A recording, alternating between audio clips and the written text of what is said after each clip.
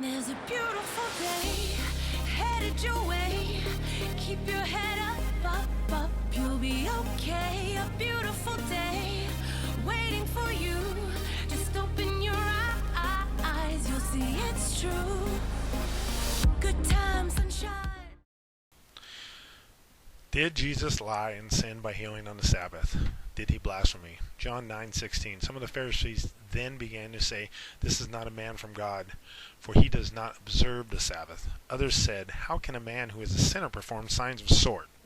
Let's go to John 2:18 through 23. Therefore, in response to the Jews, said to him, "What signs can you show us, since you are doing these things?" Jesus replied to them, "Tear down this temple, and in 3 days I will raise it up."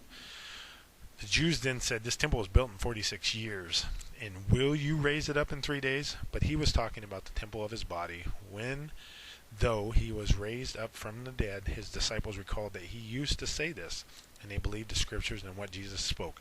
This verse here points out three different things in one verse. One, that Jesus is God, and he raises himself from the dead. Okay. Two, it shows that when he raised himself from the dead, he had a body, a full-fledged body. And three, he spent 3 days where if he was in the grave, he would not have consciousness. Anyway, he spent 3 days being conscious, being aware. And when the Jehovah's Witnesses believe death in the grave, you're annihilated, you're not conscious, you're not anything. But Jesus is God. He can do whatever he wants.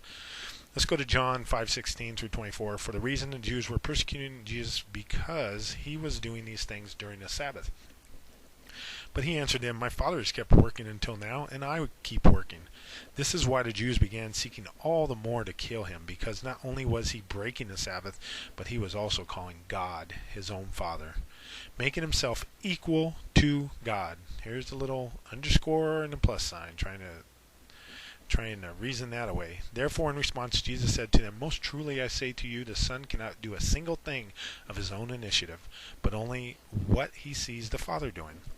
For whatever thing that one does, referring to the Father, this thing the Son does." So wouldn't that mean that they're two? They're together? They are the same? They are one? For the Father has affection for the Son, and shows him all the things he himself does, and he will show him works greater than these, so that you may marvel. For just as the Father raised the dead up and makes them alive, so the Son also makes alive whomever he wants to. For the Father judges no one at all, but he has entrusted all the judging to the Son, so that all may honor the Son just as they honor the Father. Now follow me here if you're a Jehovah's Witness. Whoever does not honor the Son does not honor the Father who sent him. Most truly I say to you, whoever hears my words and believes the one who sent me has everlasting life, and he does not come into judgment, but is passed over from death to life. Let's also point out God does not listen to sinners. Let's look at John 9:4.